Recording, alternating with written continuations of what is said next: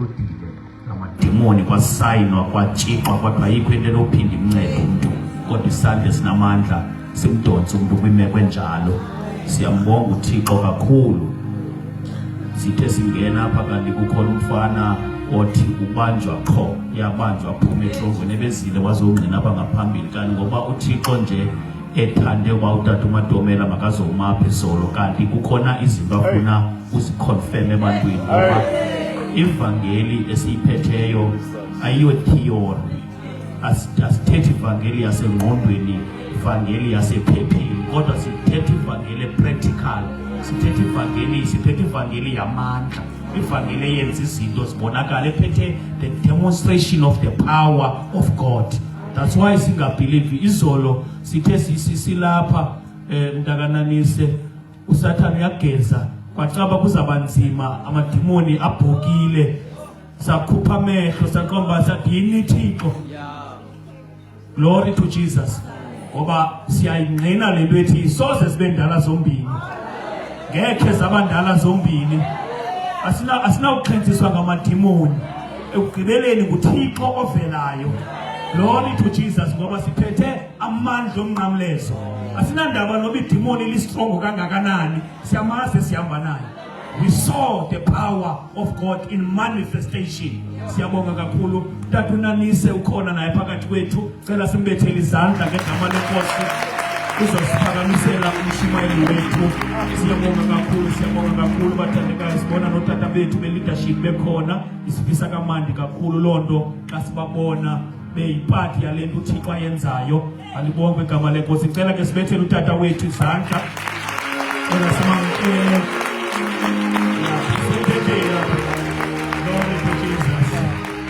Sipina sisentetheni lapho. Siyabonga kakhulu ke nomama bethu, wonke umuntu okhoyo. Siyabonga bathandekayo. Ngicela sime ngenyawo sivule inhliziyo. Ungakulinge uvumela uSathana akwenza uba uphoswe solapha. Akulinge uyenze lonto. Asikhathali uba ngompu umoya ophazamisayo, but this moment we silence every power of the enemy eyenza uba athi umuntu usengeni lapha aphume engancedakanga. Yonke imimoya esebenzayo, yonke imimoya ethethayo siyayithulisa ngoku. Uzothetha uJehova igorha lemfazwe, undinguye umdali wezulu nomhlaba, indoda eyathetha kumnyama ngekho nto ekhoyo yathi let there be, and the word of God says kwaba njalo. The uncreated creator, umdala ongadalwanga ngumuntu, uvele waba khona. Akho nto ehlanganisiweyo ukuze kube khona yena. Wayekhona umhlaba ungekabikho, wayekhona iinduli zingekho, wayekhona iintaba zingekho, zonke izinto zibekho ngenxa yakhe. Uye lowo. Glory to Jesus. Samkela ke phakathi kwethu sibona noMedeme khona, umntakambulawa uphinde wathi ekujikelezeni uThixo emsebenzisa. Wahamba yaphinda yalapha yamdonsa, yaphinda engena ngalemva kwemini. Sibone phinde ezonyathela lapha lemva kwemini. Siyahalalisa ke ngoba uTata uMadomela bekrobile nzizolo. Ukroba phinda athi chwa phinde sikhuphe enye intonga emgubeni. Sasitshilo sathi kuphekiwe ekhaya. Glory to Jesus. Kwenziwe njani na? Kuphekiwe ekhaya. Namhlanje akahambi yedwa, umbulawa uhamba nowakwakhe. Ake sizame ngezandla umama umbulawa, ake simamkele phetheni ngezandla ngegama lenkosi uJesu waseNazaretha. Glory to Jesus. Uthe naye make ndizoyibona lento eyenzekayo, ngoba athi amaXhosa indaba yotshelwa ikholi. Athi make ndizosibonela ukuthi uThixo wenzani eNew Brighton. Siyabonga kakhulu ke, siyabamkela phakathi kwethu namhlanje uzoministerisha ke umntakambulawa. Uzaba nathi ezinsuku from today going forward lapha phakathi kwethu. Siyabuya ke qho kusasa ngo-10 sikhona. Siyaqhubeka bathandekayo, asingaba sanikezela ngoku, asingaba sawuthoka umgangatho, sithi forward ever and backward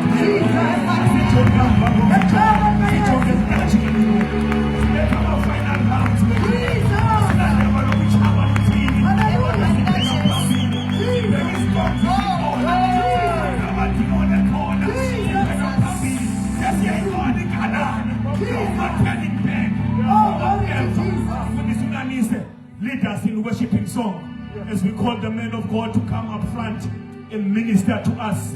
Indoda uThixo ayisebenzisayo jikeleza umhlaba wonke umvusele for le season. Sinenyweba eNew Bright kuba kuzonyathela abantu abanjalo ngoba sichilelwe. Sigqithile ukujongeni age yomuntu, sigqithile ukujongeni isini somuntu, kodwa sijonga ngapha kwamathambo yakhe, ngapha kwamathambo esifuba kuba yintoni izulu elifihleleyo. Sitheka siphophona ngelisona umoya sabona ikhona into efihliweyo.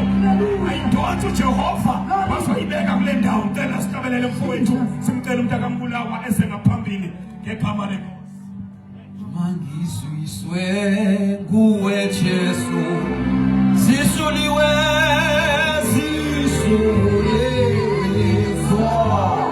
noza. Mangizwiswe nguwe Jesu, zisuliwe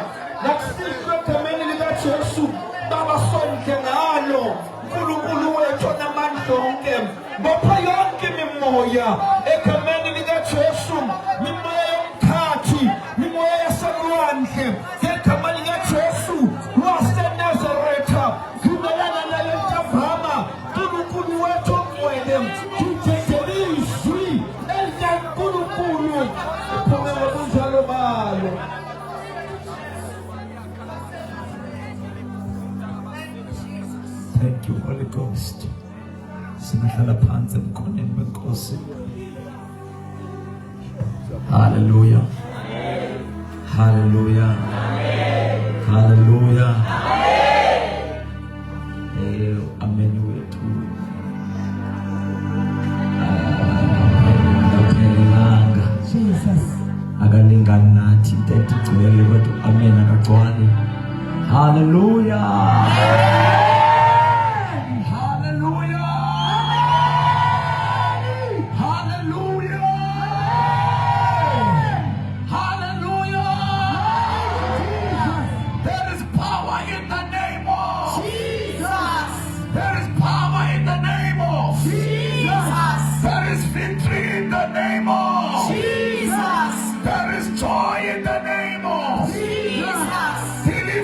In the name of Jesus, there is life in the name of Jesus. Come on, shout Jesus. Jesus. Jesus. Thanks for Jesus. Jesus never called you, say yes. Thank you. Masithathe ke thuba singalichithi ixesha Sibulise kutata wethu tata Mfundisi Maphuma uHadebe cela simshayele izandla. I just want to honor and noku as ba defeat. I just want to honor that Mfundisi Maphuma together leadership, celebrating for being consistent and persist alemvuselelo until this date. Ayonto encinci bathandekayo kumise imvuselelo. Hallelujah. Yes, usathana ulwile nento okuthiwa imvuselelo kayifuni, but usathana wants to keep us ecaweni sicawe. Amen. Kanti ke xa sicawe sikhonza selfish. It's all about us. Abantu babe besifa bengavanto phanga phandle. Amen. So for cela siphinde sishayele that Maphuma ne-leadership yasenyuphela izandla kakhulu ngegama leNkosi Yesu. Also sithanda ukulisa bonke otata abakhona phakathi kwethu ngokukodwa, otata befundisi tata Mfundisi Matomela, tata Mfundisi Nanise, bonke otata befundisi abakhona, inceku zenkosi zonke xa khona mhlambe esingabaziyo abangekho yapha ngaphambili, ababishop, abapostile, bonke abathunywa benkosi abakhona phakathi kwethu siyababulisa. Sibulisa otata, sibulisa omama, obhuti nosisi ngegama lenkosi yethu Yesu Kristu. Team yonke evuselelo sibulisa egameni lika Yesu. Hallelujah. Sibulisa ngegama lika Jesu. Hallelujah. Njengoba sekuthiwa umntana Mfundisi Ndingwa kwaMbulawa isename leyo bakhusele igama izalwe Mountain Leaf sindisiwe. Yesu wayithola nami eyami impilo ndi-drugs, ndi-crime, ndinxila, but uJesu wafika ndasindiswa. Amen. Sendisuka e-rehab, but i-rehab zange indincede. Ndamangala nami ukuyeka kwami i-drugs, andizazi bazaphuma nini. Ngeke ndikuxelele i-date, but into endisho ngayo emveni koba ndamkele uYesu kwahamba nje iveki zambalwa ndathi ndiyaziqaphela kini andisanqanqatheki, andinqanqathekeli isigarethi, andinqanqathekeli ipilisi, andinqanqathekeli mcango, every substance that you can mention. Yaba ngummangaliso ke lento kum uba into yahlula i-professionals, yahlula i-psychologists ne-professional counselors, but uJesu ngendlela njengacacisekiyo wayinqoba. Amen. So yaba ngummangaliso ke lo. Amen. Siyabonga kakhulu. Ndihamba ke nonkosikazi, unkosikazi khona phakathi kwethu uzawubulisa ngenye imini. Hallelujah. Sihloniphe amaxesha for today ngegama lika Yesu. Hallelujah. Siyabonga kakhulu uThixo, siyabonga. So excited to be coming back again ukuzobona abazalwane abangcwele eNew Brighton. Hallelujah. Ndiqoqeka Mfundisi Maphuma ngibona lapho uhlele emveni kwakhe ndite le ndoda incebe ngenyawo mfethu, le ndoda ngokuyilapha kulaveki bendilapha ebikhonza ndiwe usike wamhlophe ngoku ndifake notayi ngoku andisekho sure noba nguye. Ndiconfirm apha kutata Mfundisi uba nguye, uthi hayi nguye, uthi nguye. Siyambonga kakhulu uThixo, siyalibonga igazi lika Yesu elisemsebenzini empilweni yakhe ngegama lenkosi uYesu. Andazi noba yayinguwe kane lo nomama ekhaya. Yes, ndiyatsho ndonqena ukuthi nguwe kanti ayinguwe. Ukhona umama nangu nomama usekhona. Cela sibashayele izandla. Nawe mama wena ke wawuhleli umhlophe kangoko kodwa ngoku umhlophe kakhulu. Cela sibashayele izandla ke ngahlala phansi ngegama likaYesu Kristu. Bapha bazalwa sasikhonze nabo ngo-10 apha last week. That week ndandilapha. Just want to see them. Phakamise isandla. Naba phakamise ufuna babona nje babakhona noma sasikhona. Yes nanti nala ndoda nayo la ndoda isike yamhlophe. hayi bazalwane, uThixo semsebenzini. uThixo semsebenzini. La ndoda leya yayingqina isithi ikwi-drugs ngoba ndilapha. Amen. Yayikwi-drugs and wayicaca kwi-drugs, but ngoku ndiyambona uba uyahlambeka, usike wamhlophe ngoku. Haleluya. Siyambonga kakhulu uThixo kuluvuyo ukubona uThixo esebenza. Siyabonga kakhulu bathandekayo. Nami ndivuyile kakhulu ukuphinde ndifumane ithuba loba ndiphinde ndibe khona ndizokhonza nabangcwele, ndizohlanganyela nabantwana bakaThixo kwinto uThixo ayenzayo eNewbright. Haleluya. Siyabulela kakhulu. We will pray, sizothandaza nje for today, and then into ezininzi sizozithetha kakuhle ngomso going forward. Pray for this week. We trust God for greater things. We trust God for signs. We trust God for wonders, for imimangaliso nemiqondiso. We trust God for big things for this week. Amen. Yes. In fact, as bimvuselelo iqhubeka, sithemba uThixo uba uzoqhubeka enze into ezinkulu. Haleluya. So ngiyacela sithandazele kakhulu le veki egameni lenkosi yethu uYesu Kristu waseNazaretha. Amen. Haleluya. Hallelujah. Amen. So bona ke izwi lenkosi shortly wasofunda Matthew chapter number 1 verse 21, 22, 23 kodwa ndifuna 23. Matthew chapter number 1 verse 21, 22, 23. Then we take again John chapter number 14. John chapter number 14 sithathe khona verse 13, from verse 13 downwards, and then sithathe Luke chapter number 1 verse 30, verse 30, 31, 32, 33, 34, 35. And then for today sifunde nje apho kakhulu. Sizofunda kakhulu iBhayibhile this week, because injongo kuba kube khona into esizifunda ezibasiqhubeleka ngegama likaYesu. Abantu bendithi mabaphakamise isandla babe khona kuqala ngokuyandandilapha. Bakhona abantu babonayo uba bafike ngoku ndingekhoyo, kodwa aba bebekhona kuqala ngondandilapha ndilindele uba baneBhayibhile zabo and baya-understanda umcimbi weBhayibhile. Noko ndandibanikeze i-basics as very strong concerning indaba yokufunda iBhayibhile. Amen. Hallelujah. So I'm expecting uba wonke umuntu uneBhayibhile, wonke umuntu uyayifunda iBhayibhile xa kufunda iBhayibhile apha ententeni ngegama likaYesu. Siyavana abathandekayo, siyavana abangcwele. Ndivile uba iyaqhubeka inkonzo yathena khona, sobe sizodibana ndikhona. Amen. Amen. Hallelujah. Sizawukhonza ngegama lenkosi uYesu Kristu. Amen. Hallelujah. Hallelujah. Amen. Hallelujah. Masifunde ke nosayifumene kwezi verse esendizikhankanyile, and then we will pray.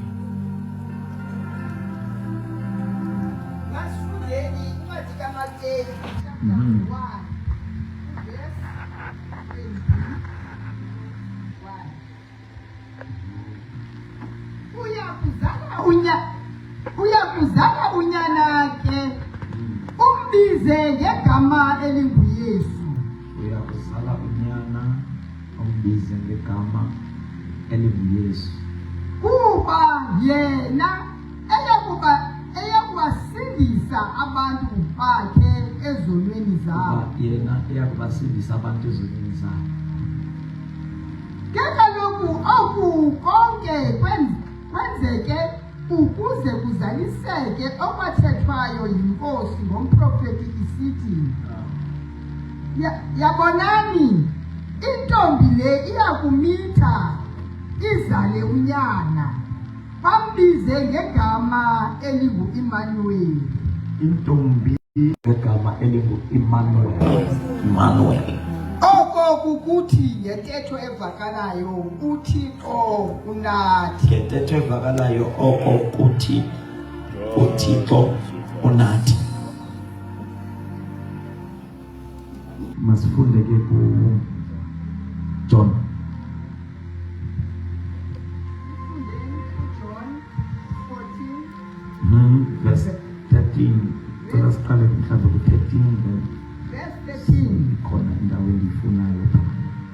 nento enithe nayicela egameni lam nento enithe nayicela egameni lam, ndoyenza yona. it's Jesus speaking. Apha nguYesu othethayo. Okay, nento enithe nayicela egameni lam, ndoyenza yona ukuze uyise azukiswe ngonyana.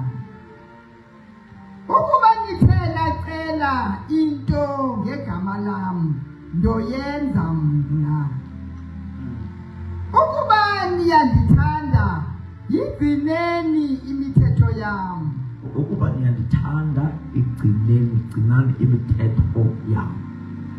Mna ndiyakucela kubawo aze aninike omnye umthetheleli. Masithandaze bawo, siyabonga izwi lakho liyaphila, linamandla, libubomi, liyimpendulo yento zonke ezihlangabezana nazo kobubomi. Thixo wethu ongcwele, siyathandaza ukuba usincede ngalo, usiphe divine ability to embrace your word with our spiritual channels. Ngegama lenkosi, lithi izwi lakho malihlale ngokobutyebi ezinhliziyweni zethu. Sinikeze Nkosi isakhono lokuhosta izwi lakho ezinhliziyweni, ngoba lisebenza xa lisenhliziyweni, lisebenza xa ligcinakele enhliziyweni. uDavide, ndiyalilonda, ndiyaligcina ukuze ndingoni. Sincede Nkosi, izwi lakho ligxophozele enhliziyweni, liyahlaba lohlukanise umoya nomphefumulo. Gxophozela Baba wethu onamandla, let it pierce through our heart, let it pierce through our soul. Thixo wethu ongcwele, ukuze livelise oko Baba wethu onamandla onke ulithume lona, ngoba linjengemvula engawushiyiyo umhlaba, ingawunyakamisanga. Nalo izwi lakho ngeke layiphosa inhliziyo yethu, ngeke layishiya impilo yethu injalo. Thetha ngalo Baba wethu ongcwele. Xa lithethwa kufika ukukhanya, xa lithethwa kuba khona into ezihlangana. Lathethwa phezu kwamathambo, they were scattered across, bones were very dry. Kodwa izwi lakho laqoqa amathambo, lawahlanganisa amathambo, aphakama amathambo, kwaphakama umkhosi emathanjeni. Izwi lakho livusa into ebezifile, ebezilahliwe, zincanyiwe. Baba wethu onamandla, izwi lakho gives beauty to ashes. Baba wethu onamandla, izwi lakho Mrs. Prophet, liyaprofetha, into engekhoyo ibe khona, iyadala. Bonke kwavela ngalo izwi lakho, nasemhlabeni kwakusenyanyeni. Nkulunkulu wethu onamandla onke, your spirit hovered, Baba wethu ophilayo, phezu kwenzonzobila yamanzi. Wathetha ngezwi lakho, ubumnyama bahwaqela, ubumnyama babaleka. Thixo wethu othandekayo, siyathandaza every form of darkness, Baba wethu onamandla onke, phezu komntu wonke lapha, lonke uhlobo lobumnyama ojongene nalo. Sithetha izwi lakho, makubhekele ubumnyama ngegama likaYesu waseNazaretha. We confront every form of darkness through your word. We attack every kind of darkness with your word. Your word is alive. Your word is powerful. Your word is active. Sharper than a double-edged sword. Nkulunkulu wethu onamandla onke, lisisando esinhlele zabantwana, lingumlilo odlayo, lingumlilo oqothulayo. Thetha ngalo, profeta ngalo, phezu kwempilo yethu, phezu kwalowa naphezu kwalowa. Sebenza ngalo kulowa, usebenze ngalo kulowa. Profeta ukuphila, profeta ukukhanya ngezwi lakho. Do it for the glory of your name. In Jesus' name we pray. Amen. So ngayo zoba mfutshane and summarize so that sikwazi ukuthetha kakuhle ngomso. Just laying foundation namhlanje okanye introduction. Hallelujah. But apha sifunda khona kuNethu uzofundela umama from apha aphuze khona uphuze ku chapter 15 kaJohn.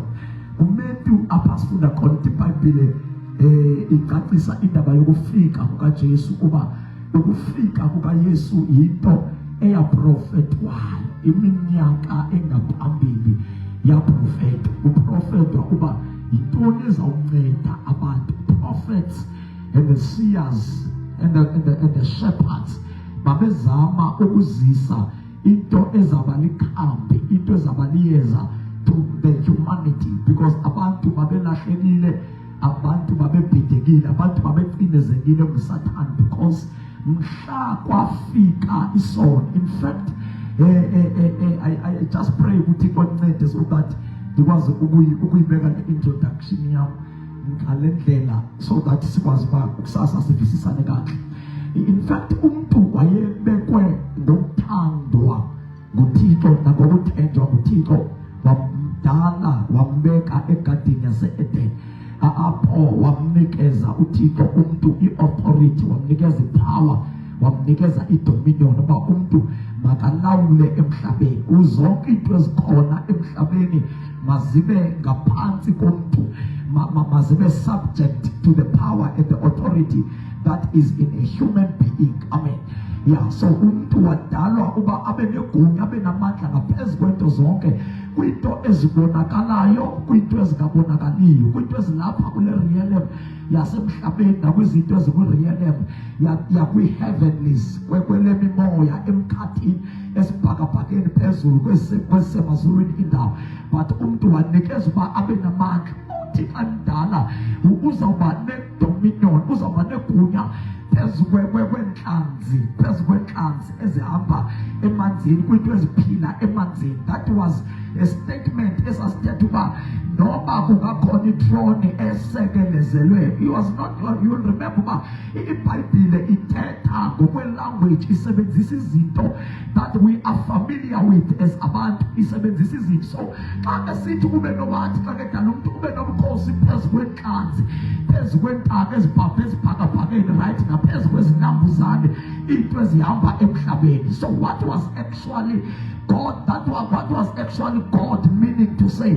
Wayezama ukuthi noba kungakhona ithrone eyakhelwe phansi kwamanzi, i-powers, the marine world, the marine rulers, the marine spirits, i-powers ezihleli phansi kwamanzi. Ayoko sonke siyakholwa uba akhona amagqwirha, akhona uhlobo labathakathi lemimoya ezi-operator from the water world, from the underworld, phansi kwamanzi, apho ku-initiatwa khona abantu, apho kuhlalwa khona imihlangano ngokudestroya impilo zabantu from the powers that are coming from the underworld, kwilizwe lamanzi, emanzini. So xa kesithi masenze umuntu abe namandla, abe nobukhosi phezu kwenhlanzi ezihamba olwandle, i-focus was not about inhlanzi. Inhlanzi, it's something emoyikayo umuntu, isabona isithunzi, inhlanzi yabaleka.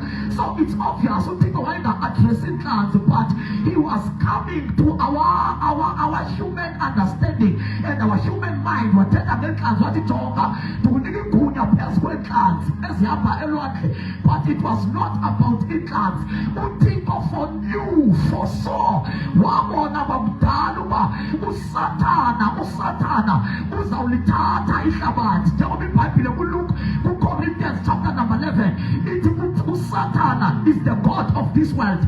Isukele loo nto emveni koba umuntu walisa i-authority, wathengisa i-authority. Sokuzange athengise pese, walisa.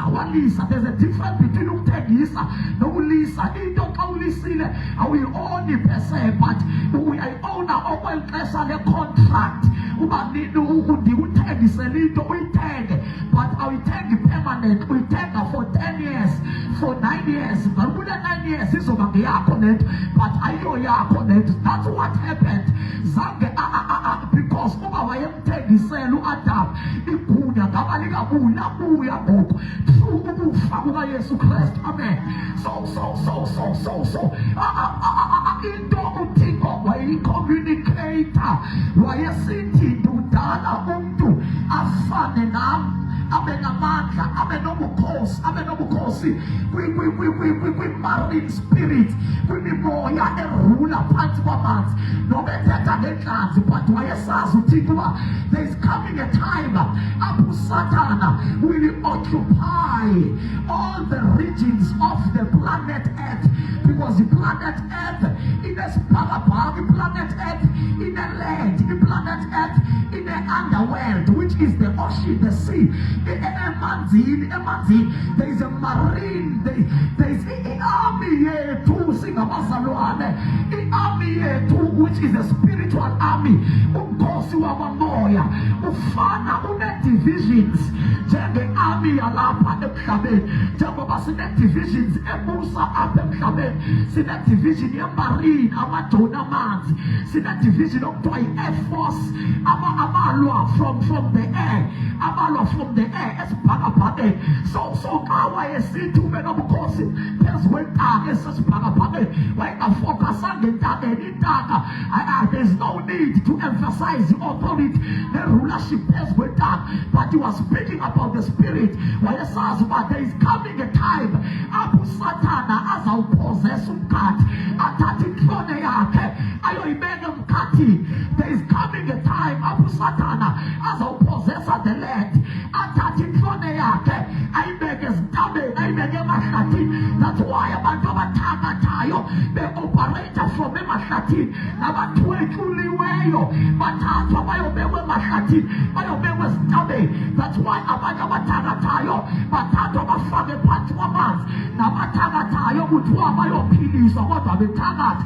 Ngoba lonke loo nto noba umuntu ungathiwa mhlophe intakatho ifolisha phansi kwebracket yokuthakatha. Noba ngathi uyagula umhlophe ubizwa ngamaphansi, yonke loo nto ukuthakatha. So wayesazi uThixo uba kukhona uSathane uzayiqhwila, uzayithimba izindawo, abeke inhlone yakhe phansi kwamanzi emkhathini. So umuntu wayedalwe nguThixo uba abe namandla phezu kwenhlone phansi kwamanzi, abe namandla phezu kwenhlone esemhlabeni, abe namandla phezu kwenhlone esemkhathini. So umuntu wayenikezwe ipower ewalahlekelwa umuntu ekhathini yase-Eden, because noma kufika igwirha elisuka emkhathini lalingenamandla phezu komuntu, noma kufika igwirha elihlala ezintabeni lalingakwazi ukumanipulata nokuthakatha umuntu, noma kufika igwirha elisuka phansi kwamanzi lalingabi napower yoku-overcome impilo yomuntu. So xa ufika isono egadini yase-Eden, safika isono sathatha ipower yomuntu, waqala umuntu wathakatheka. Umuntu wayedalwe ngehlobo loba ngathakatheki. Already ngeliya xesha kwakudalwa umuntu, already uSathana ne-1/3 yezithunywa zakhe, they were already up. So ngesikhathi uThixo edala wayenza intentional, esenzela uba umuntu abe negunya ngaphezu kwezinto zonke ezikhona apha emhlabeni. Amen. So ngokufika kukaSathane, ithi iBhayibhile kuchapter number 3, wafika inyoka yamlukuhla, yamlahla umuntu. Amen. Yamlahla umuntu, umuntu walahleka. Waqala ke ngoku umuntu waba ne-weaknesses, waqala umuntu waba nama-limitations, waqala umuntu wathakatheka, wacinazelwa ziimpundulo, waqala umuntu wabekelwa, wadliswa, wabulawa, weqiswa. Everything that you know yobumnyama, into zobumnyama nezobungcola zaqala za-affect impilo yomuntu. Kahle kahle umuntu wayedalwe ngohlobo loba angavaleleki, angabulaleki, angathwebuleki, angathakatheki. Wayedalwe waba namandla. Intakatho ayifiki namhlanje. Ngesikhathi kudalwa umuntu, intakatho yaseyikhona. Iscope of hell, le nto kuthiwa ngamasango namafile, the gate of hell already existed and already opposed uSathana wayesevele eqabene noThixo already ngeliya xesha, but umuntu uThixo wamdala uba abe namandla phezu kwaSathane. Umuntu akamamela, walilahla igunya ngokufika kwesono, elukuhlwa inyoka, elukuhlwa nguSathane. Waqala umuntu wathakatheka, waqala umuntu wabakhona izifo, wayengaguli nokugula umuntu, waqala umuntu waba ne-depression, kwafika i-doctors i-cancer, kwafika i-doctors whatever kind of ailment you can mention. Waqala umuntu waba weak, neensuku zakhe zaya zisehla zivipha ngokuvipha. Waqala umuntu waba useless, kodwa wazofika namhlanje apho sokukhona amaphara.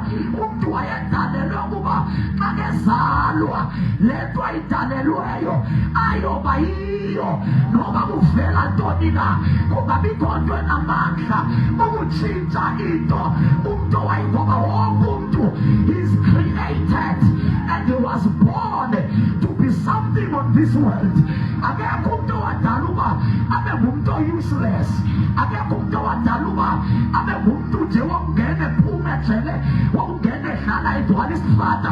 Wonke umuntu was created and was born with greatness in himself, was born for a divine purpose, for a unique purpose, for a greater purpose.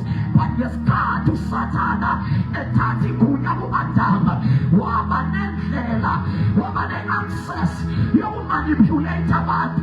Bathi bezalwa babe sebemanipulate nguSathane, bathi bezalwa afike uSathane adivert indasteni zabo. Kuthi makumele uzoba ligqwetha, kuthi makumele uzoba ipendulo elizweni nakwi-community. Athi esazalwa sebekhongozela uSathane, athi efika nje ayidiverte. Nithi nina nizobona nina ena-15 years, ena-20 years, nibona iphara now. Ayiqali ngo-2025 le ngxaki ngothuswayo yabantwana abangefayo, ayiqali. Badivertwa kwasekuzalweni, badivertwa besafika bengena emhlabeni, wabadiverta because uSathane uyayazi idestiny yabantu. Noba abantu bangangazazi uba yintoni idestiny, yintoni impumeli, its future, ikamva now, but the devil already knows. As a matter of fact, uSathane akasileki ngokufanayo, uqinisa kuya ngokuba idestiny yakho yintoni. Uqinisa abangenanto, abazihluphi nokuzihlupha ngabo, abanento encinci baleqa kancinci, abanento enkulu baleqa kakhulu. There is one thing that both the devil and God are similar with. Into uThixo noSathane abafana ngayo, abawaste emntwini. uSathane akaye emntwini ongenanto, noThixo akaye emntwini ongenanto. Once uThixo alanda umuntu esedwaleni, yazi ikhona into kulo muntu. Once uSathane ahlukumeza umuntu, yazi uSathane there is one thing that is good at akawaste. Why akawaste? It's because ixesha lakhe emhlabeni it's very limited. So akakwazi ukulichitha nakubani na, utageta bathile indlela operate ngayo. Even the time ethutshisa abaphostoli uZenzo chapter number 12 zakalithuthise lonke ibandla, wabasa izandla abathile balo ibandla, ngokuthi uSathane akawaste.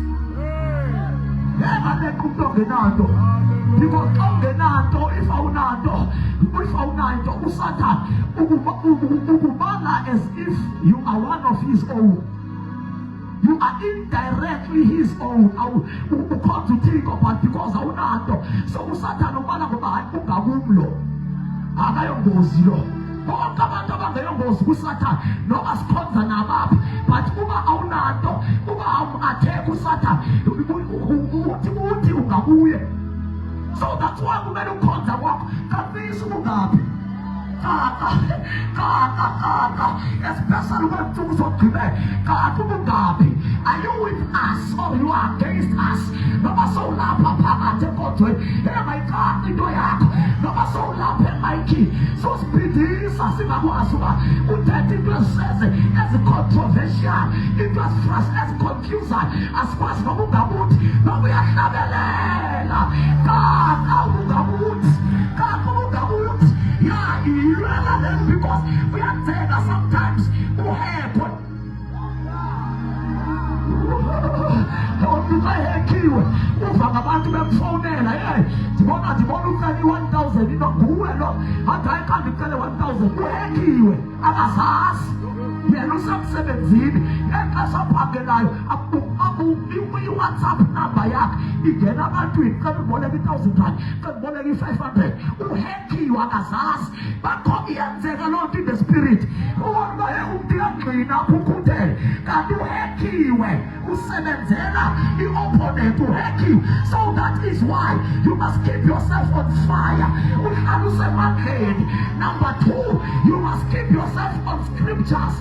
Cover the spirit, the realm of the spirit. In the Bible, come on. In this one, come on, you broad. There is a spirit of darkness and there is a spirit of light. That's why Bible is saying, if you must discern the spirit, cover the spirit of darkness. He was as the angel of light.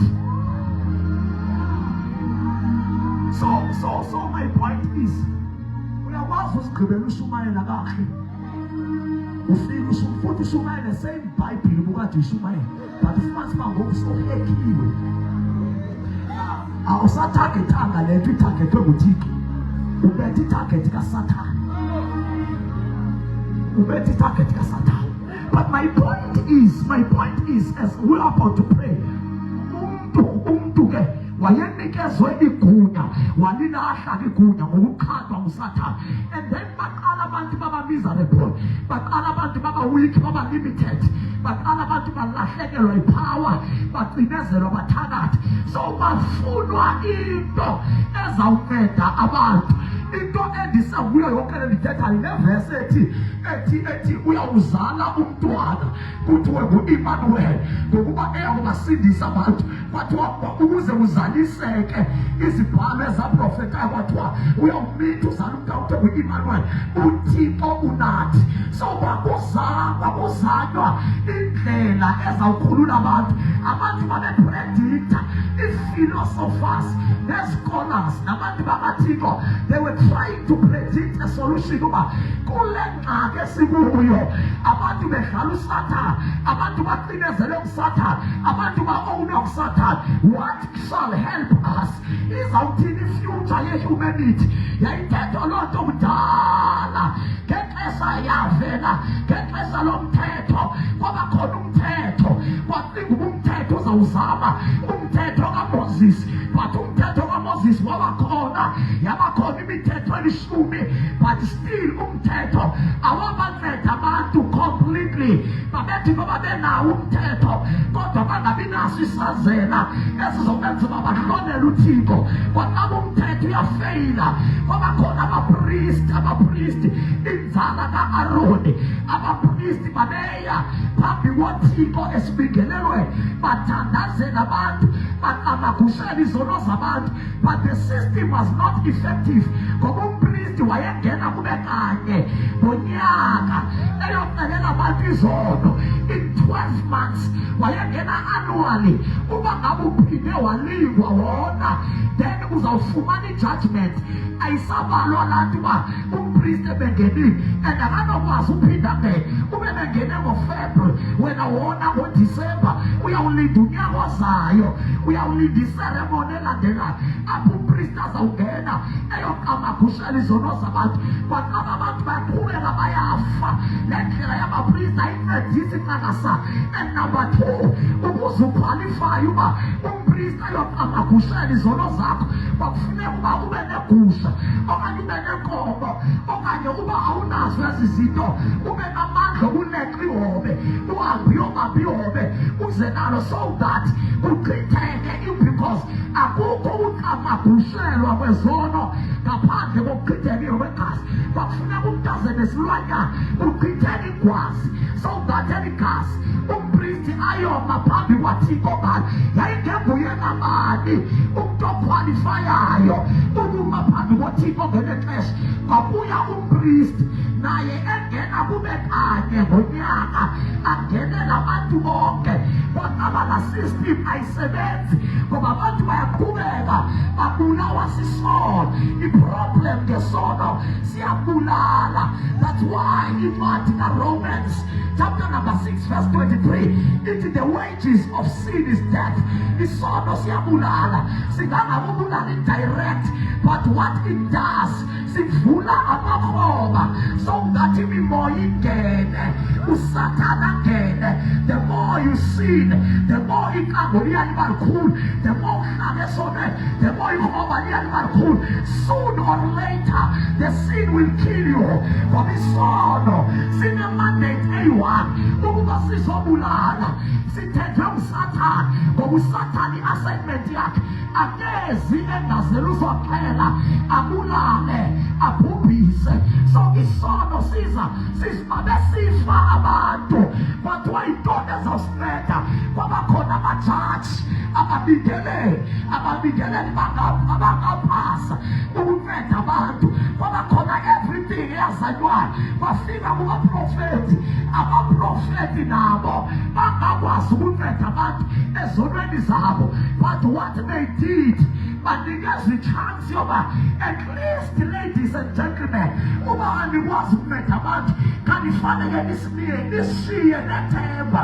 Kanisithembise uba is there any possibility maybe now or maybe in future uba singaze singabantu sisinde ezonweni zethu sisinde usathana sisinde kwilizwe lobumnyama. Abaprofeti baprofeti into ezahlukeneyo but abanye no mhlawumbe bawulungasebenzisa amanzi mhlawumbe amanzi anganceda abantu but abanye bazama amakhandlela mhlawumbe amakhandlela azawubanceda abantu bapredikta abaprofeti but abanye basivuse oobhishophu noopopu namapristi siyokhothama noopopu kwaqabananela isebenzi bavela indoda egama layo lingu-Isaya. Wathi u-Isaya ngubani lo ovele ebhotela edabula amathafa edongo wayeyede esixovulelweni uthi zibomvu iingubo zakhe uthi mkhulu ukusindisa. Wayebona uYesu embone sekude epredikta ngoYesu. Waprofeta u-Isaya wathi izani sibonisane. Wathi noma sibomvu noma sikhombela sizawuhlanjwa zibe mhlophe. Waprofeta u-Isaya wathi sizalelwe umntwana sinikiwe indodana ukuthethelwa kusesiphathini sakhe usonini nanini ligorha elinamandla. Waprofeta u-Isaya wazofika nakule ndawo esifundayo wathi intombi iyakukhulelwa izala umntwana kuthiwa igama lakhe u-Imanuweli ngokubeka kubasindisa abantu ezonweni zakhe. Ithi iBhayibhile apha sifunda khona kwasekuzaliseka le nto yaprofethwa u-Isaya. U-Isaya phakathi kwabaprofeti nguye wakhanayo noDavide phakathi kwabaprofeti abaprofetayo ngoba uDavide uthi eyivula incwadi yedumiso chapter 2 verse number 12 uthi mangena unyaka hleza kube sitshabalala. Wakhinekelwa kakhulu uDavide kunyaka ngoba uDavide is one of the prophets that was in the typology. He was typically like Jesus. He carried the features, the characters of Jesus. It's a man in the Bible that symbolizes the grace of God. It's the man in the Bible that understands the mercy of God. That's why mithandazo yakhe uzamvetha inkosi zikhuthise ngenxeba yakho kwakusasa uthi bulelani uYehova ngokuba elungile kuba inxeba yakhe ingunaphakade. Uthi surely goodness and mercy shall follow me all the days of my life. Waprofeta uDavide chapter 16 verse 22 ethetha ngoJesu uthi izitsha zinibambile abenzi bobubi banibambile bangelana ngengubo zabo bagobhoza izandla zabo bagobhoza izinyawo zami. Wayengekafiki uYesu, wayengekafiki uYesu. uDavide wambona, embona in the spirit, thousands and thousands years before Jesus come. But David could see Jesus through the prophetic. Wambona ngelihlo labamona, wade wabona the coronation kaJesu. Mhlazana uJesu, mhlazana uJesu ecoronatwa after enqobile uSathane, wabetha uSathane nge-knockout. Mhlazana uJesu ekhuphuka eselebrate ezulwini, wayibona uDavide ngelenzeni. Psalms 110 uthi yathi inkosi, kwinkosi yami hlala ngasekunene, izintaba zakho ndizibeke phansi kweenyawo zakho, ndizenze isitulo seenyawo zakho. Wayengekafi uJesu, wayengekazali uJesu, kodwa uDavide wayibona, wambona ehlaliswa ngasekunene, wambona esazalwa, wambona bemhlaba besabelana ngengubo zakhe. Uthi uDavide, it was impossible for uba amathambo akhe ephuke. Wayengathethi ngaye, wayethetha ngoJesu. Uthi uyakumgcina umkhonzi wakho angabubona ukubona. uDavide wakubona ukubona. Ithi yabhala iBhayibhile ithi akubeni ikhonzile icebo likaThixo kwesakhe isizukulwane. Wafa uDavide, wakubona ukubona. Kodwa inkosi uYesu le wayeprofeta ngayo zange ibubone ukubona. Amathambo akhe zange aphulwe. Wambona uJesu, ebona uDavide was a prophet, he was a psalmist, he was a priest. uDavide wayifana nakasana noYesu. Wambona ngelixesha ekhuphuka evuza igazi esiya ezulwini. Before uJesu ayohlala ezulwini, waqale wakhuphuka. After ehlile wayezansi kwelabafileyo, wathatha izithixo zokufa nezelabafileyo, wathatha i-authority kuSathane, wakhuphuka wayezulwini. Ngoba izulu lalingaphelelanga without the blood of Jesus. Ezulwini the blood, igazi likaYesu lalingakade lihleli likhona. But the blood of Jesus was not in a physical form. Lalingekho kwimo yegazi eliphathekayo. Kwakufuneka lifike lizochizwa phaa etronini ezulwini. Ithi iBhayibhile uJesu wangena ngegazi lakhe, walidluwanisa izulu ngelile lakhe igazi. Before ayohlala kwanyanzeleka uba mamela ezulwini akho sono, umntu owonayo wadoda. But izulu lalingekho ngcwele. Before ufika igazi likaYesu, wafika wachiza ngegazi lakhe laba right izulu for uJesu angahlali, ahlale ngasekunene sikaThixo. Bona phakade. So phakathi kwento ezathethwayo, into wangabe iyaphumelela izawunceda abantu ukufika kukaJesu. uJesu uye yedwa owaphasayo. Wathi xa uhleli phansi sekuzane wonke, kwathiwa ngubani oyakusiyela ayokhulula abantu emhlabeni. Sengathi ingelosi zoyika mnakaNcwabe zajonga phansi. Uyabhala uIsaya uthi aphakama uJesu wathi send me, thuma mna ndiyabuya emhlabeni ndiyobasindisa abantu. Weza uYesu ephethe igazi lakhe ezonqamakhusela abantu ezonweni zakhe. Uyabhala umbhalo wamaHebhere uthi ngumpristi omkhulu wangena kwababanye. Abapristi ngokwelineage ka-Aaron babengena nawe again, each and every year babengena zingahlambuluki izono, kufuneka baphinde. Kodwa uJesu wangena kwababanye engaphathanga nebhokhwe, engaphathanga nenkukhu igazi, engaphathanga nefukuthi igazi.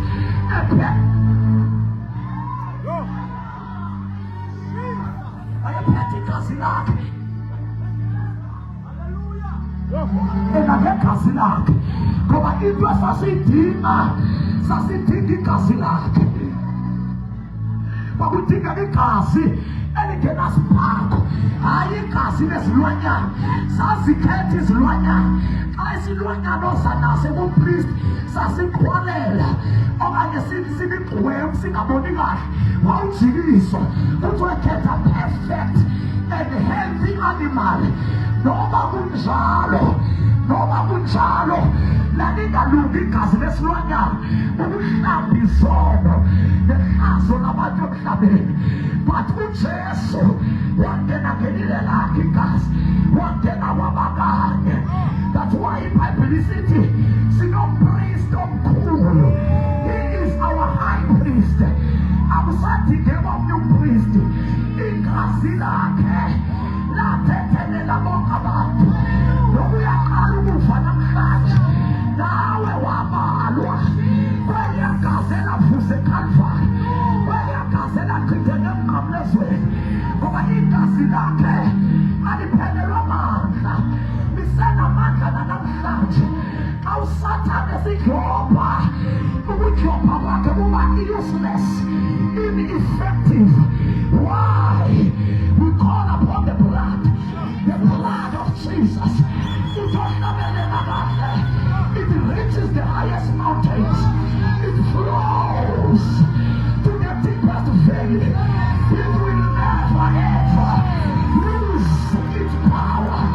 Sitembelona baya mangala bantu ubumabu phila kanjani kulomhlaba umakhathana bayo athana sono. They don't know the mystery. They don't know the secret of the blood of Jesus. We have the blood of Jesus. That's why a balloon posted with John and Timatuanana. The Panaluba di Gori. I will tell you what I want. Mamasuma Sinam Tetele. Yesu Christ. Osisi Amatu Selo. Sasono Zeto. Igasize Zeto Pena.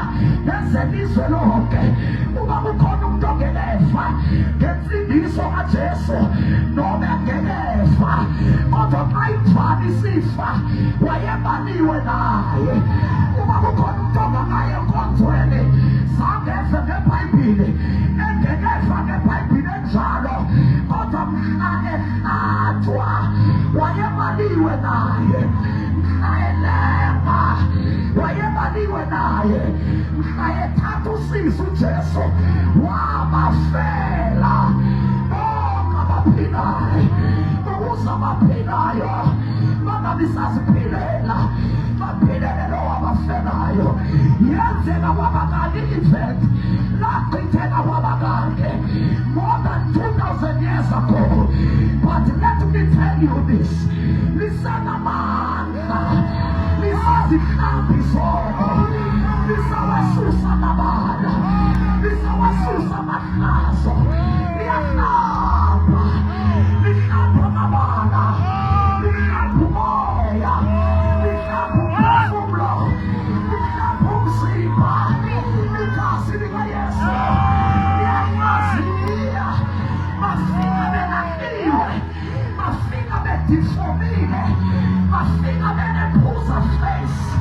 Kodwa igazi likaJesu esuka beqhubeka liyabahlamba.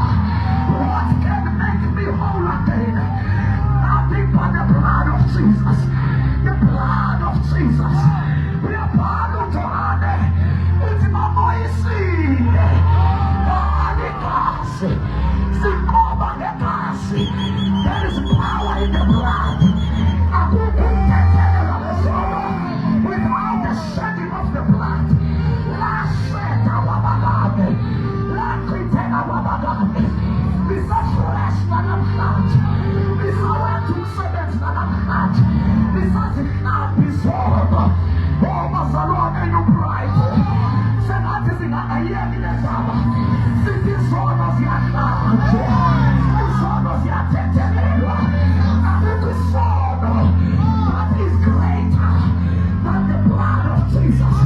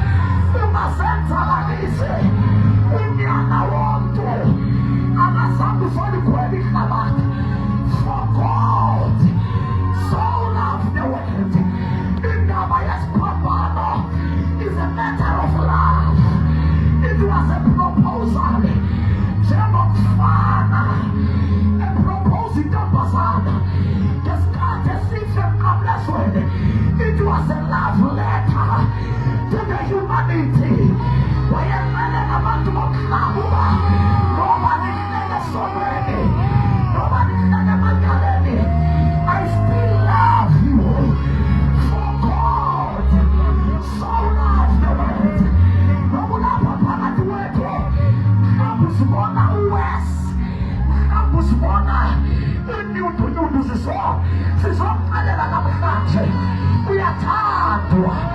Yayingazi likaYesu lisenamandla awuzihlamba nezakho izolo. Zange liphelele kodwa umaphuma, zange liphelele kodwa umantombela. It is transgenerational. As long Jesus has not yet come, the blood is at work. Namhlanje andazi abantu bathini, abantu baxelela izolo lakho, abantu baxelela izono zakho, but namhlanje I want to tell you the blood of Jesus speak better things. It can speak on your behalf. Fumelikas ilithethe bathethile abantu bakukondema, bakuthethile abantu bakuthuka, bakuthethile abantu bakukhumbuza izono zakho nezobutsha bakho, bakukhumbuza amatyala akho nawobutsha bakho.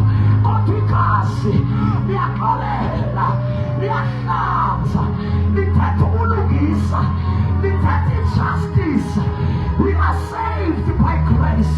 Lomusa mama wanele bonke abazithobayo, isango lisavulekile.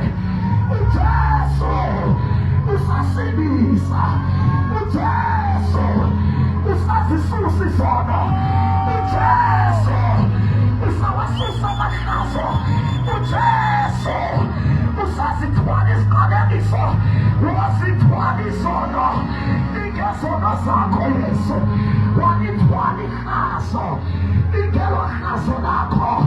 Hayi bazalwane, usahlala esihlalweni sentseba ebabiza bonke, ubiza abawi-drugs, ubiza amagitsa, ubiza abathakathi, ubiza amagwirha, ubiza abehluleka, ubiza abalahliwe, ubiza abangena abantu, ubiza abarayithwe off.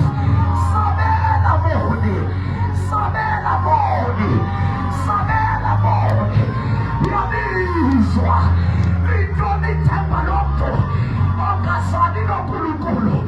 What shall benefit a man to gain the whole world and lose your soul? Wema uYesu izali kumnonke ninelisithwayo elibulalayo kumthwalo. Iyathula imithwalo, iyathula imithwalo, iyathula imithwalo. Izale imithwalo yakho ungebafi, izale imithwalo yakho ungebafi. Before you die, come to Jesus. Ungasimeli nangenkawe, awungenayo uJesu, inkawa inawumeta. You need Jesus, you need Jesus, you need Jesus, you need Jesus. Kwasaliseka isibhalo esaprofetwa, kwathiwa uyawuzala umntwana, kuthiwa ku-Emmanuel, uThixo unathi. God is with us. What people needed, babengadingi kawe, babedinga uThixo unathi, babengadingi umfundisi. Ngobebusuku umfundisi ulala kwakhe, babedinga uThixo unathi, babebadinga ibhishophu. Ibhishophu ihambe iye kwi-contract kwa-Israyeli iyohlala 7 days. Abantu badinga uThixo unathi, babengadingi ikawe. Ikawe iyavala ngo-7, uhambe uyolala kwakho. Amadimoni adinga uThixo unathi, into ezawuphetha kumathakathi badinga uThixo unathi. Abantu babedinga uThixo unathi, babedinga into ehlala nawe, into engena nawe eteksini, into engena nawe emsebenzini, phakathi kwamagqirha namagqirha. Ungene wethini, bathi bengophinto zabo, bathi uthembe ntoni? I trust Emmanuel, I trust Emmanuel. Njengoba siyobhala kwi-exam, bazongena bebhikisiwe, bazongena bephethe, bazongena bephethe isitofile. Babebubuza uba uthembe ntoni? Uzithi uThixo unathi. Emmanuel, Emmanuel,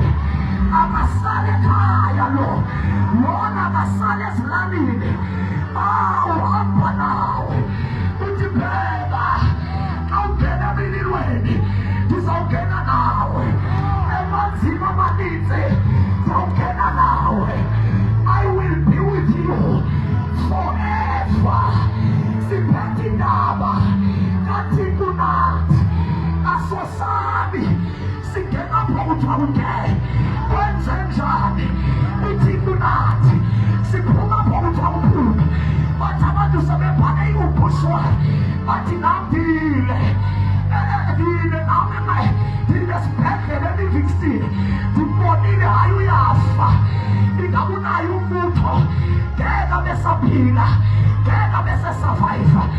Little did they know njengoba ulele kubhalo lokufa ulele naye. That's why uDavide uthi the Lord is my shepherd, I shall not want.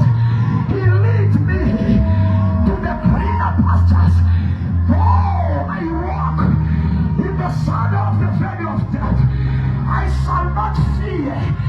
Asoyiki noma sikhula thuthini sihamba noThixo nathi sino-Emmanuel thina asiwa mhlaba uyalipha lento inapha kuthi asiye Nigeria lento inapha kuthi asiye bathandazele sanipinto ezawuhlala nathi. His name is Emmanuel. His name is Emmanuel. Jehovah Baptism indothekhobo zayo njengokufohla kwamanzi bathi sebethi kuphelile aphakame. That's why ethi iBhayibhile ungalivuyeleli ijwaba lami, for I will rise again. Asifi thina. Why?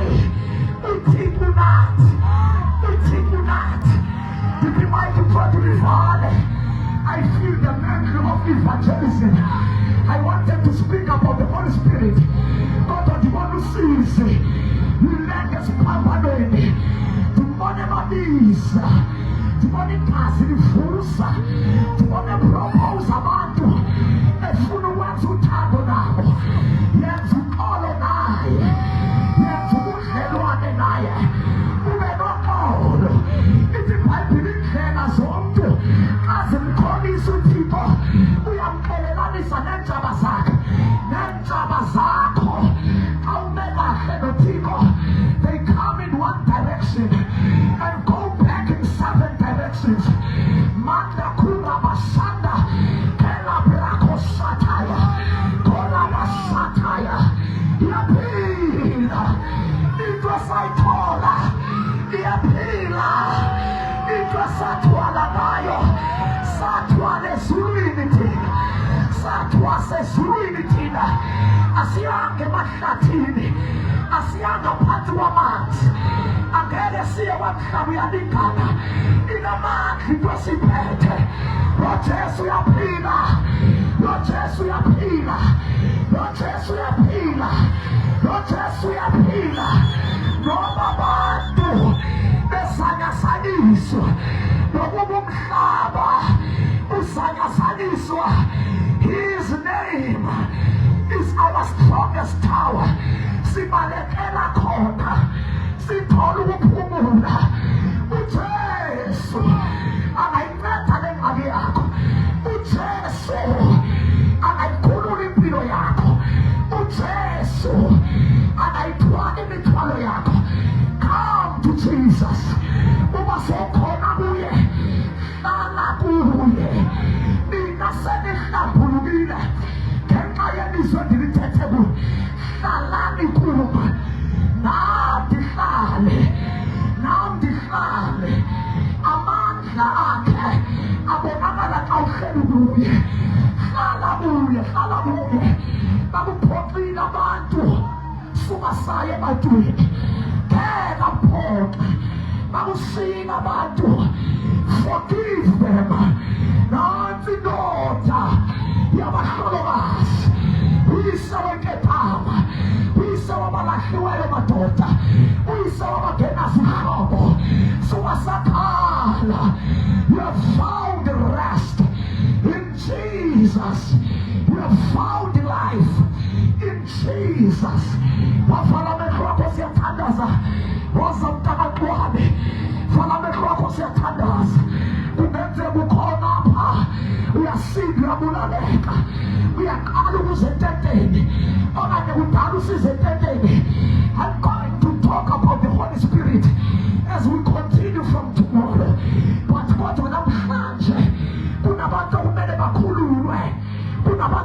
basindiswe, kunabantu okumele bahlanjwe ezonweni zabo. Igazi lemfana, igazi likaJesu. Mawulapha, but I need a savior, but I need a lover. I extend this invitation. I recommend to you Jesus Christ. To cover the people of this world, their love come and go, but the love of Christ is unconditionally. Ngeke ubuze izilando. Bafana bekho sondela qobe for uthandaza nawo umuntu Nkosi uJesu. Help me, help me, help me. I am dying in my own corner. Abantu ababoni ndiyafa. Wena uthi Nkosi uYesu, ngiza kuwe namhlanje. Asivuselele ukudala iqhuma kodwa Nkosi uJesu ngiza kuwe. Phakamisana sakho lapho ukhona. God bless you my father. Kuba nomuntu Nkosi, God bless you my man. Naba abantwana sebezile. Ndifuna uthatha intsikelelo ngithandaze phezu kwenu. I want you to come here. Sondela lapha kum. Kena sondela lapha kum. Come. Yiza njengehlanga libona impilisi yokuphiliswa kwengqondo. Come to Jesus. Come to Jesus. Come to Jesus. Izani kumnonke. Andiyazi eriyosinda uyo. Mhlawumbe usinde mthathwe. Mhlawumbe usinde mhlawumbe. Oh my God. I can see that this is a couple.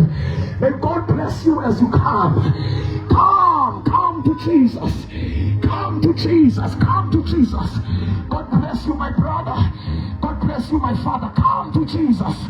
Litoni themba lomntu ongazali noJesu. Kuyawumeta ntoni ukuzuza izwe lonke kodwa ulahlekelwe ubomi bakho. Don't lose your time. You have wasted a lot. So ulahlekelwe izinto ezininzi. Yiza. Don't waste your life anymore. Waste impilo yakho. Nansi indoda ezawuyibuyisa. Ubuyisa ubutsha njengokhosi. Ubuyisa iminyaka yalapha msathane. Lento ezadliwa sisikhonyana. Kasofike kuye ziyabuya. It's the hour of restoration. Namhlanje usindiso lufikile endlini yakho Zakhewu. Phakamisa izandla zakho. Kosanda yakho namasika. Phakamisa izandla zethu. Kungabikho umuntu ozosala. Ngicela emveni kwaba kume ababathi ndandike ndasindiswa ndabetheka ndabuya umva. Suka pho ngaphambili uzapha. Nasi izandla zakhe zivuza igazi for ukuhlambulula wena. Come, batela abantu. Come to Jesus. Come to Jesus. Ushalama laki kapaya. Urakabani kasutaba. Mandani kaya nikosoya. Fana meshwa kosiyathandaza. Ukasalam fakadile ngabona. Yesu. Yesakudoda namandla.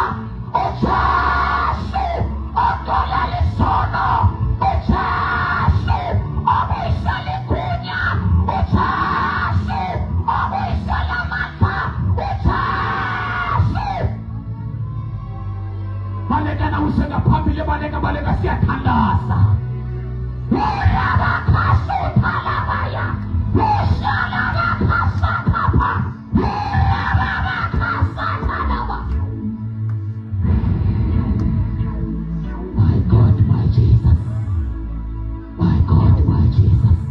Wafana mwashua kuphakamisa izandla zakho kakhulu.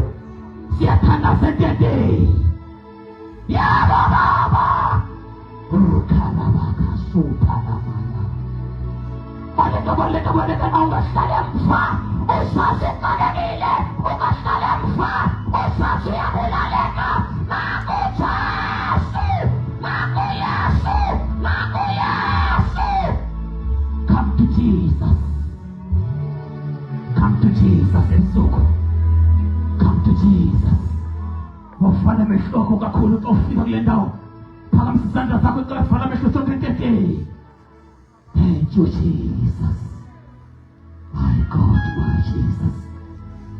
My God, my Jesus. Yebo ngcwele. My God. Yini nkulunkulu. Yini Baba. Rekaba sutala makaba. Oshala makaba ya. Ola baba kusuta. Ola baba.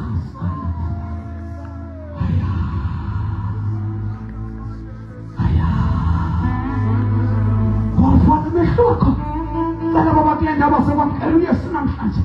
Enze sisivume emveni kwabo. My God, my Jesus.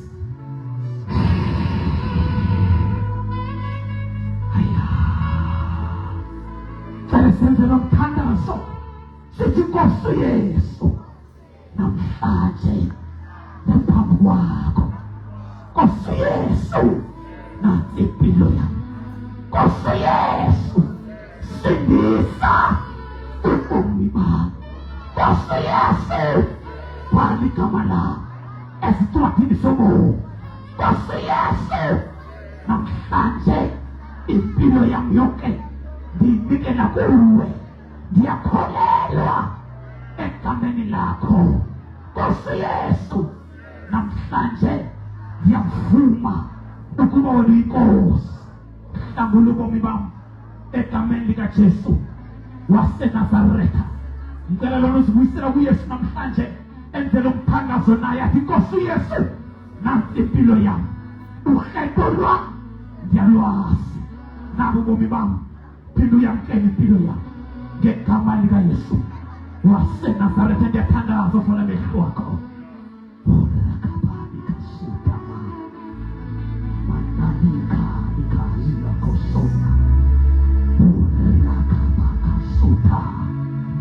Kukhona yedwa Thixo wethu onamandla.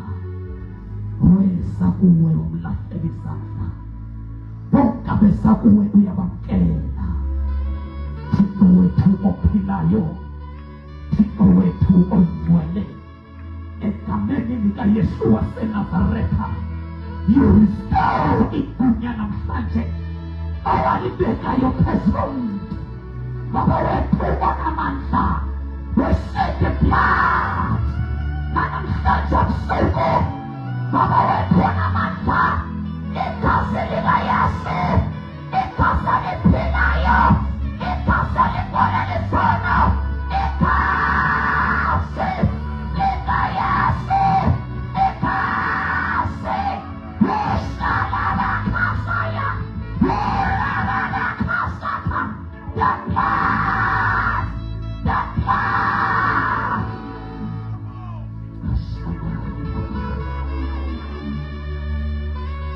Only the Son of namhlanje ayahanjululwa with the blood of Jesus.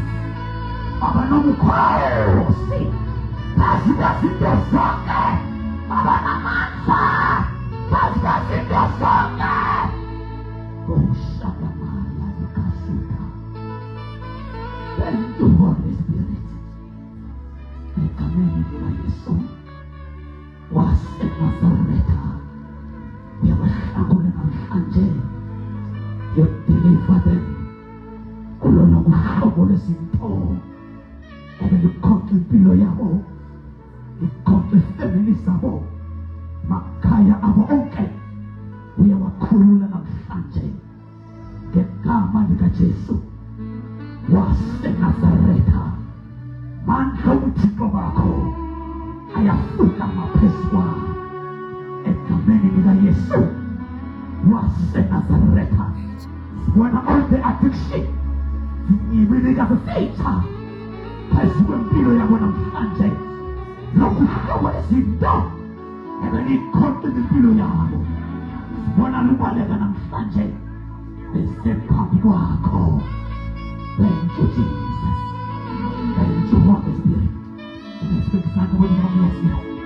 Egama likaYesu waseNazaretha. Yebo Baba, yebo ngomfwele uyabakhulula namhlanje in the name of Jesus, in the name of Jesus, in the name of Jesus, in the name of Jesus, in the name of Jesus, in the name of Jesus, in the name of Jesus, in the name of Jesus. Yeah!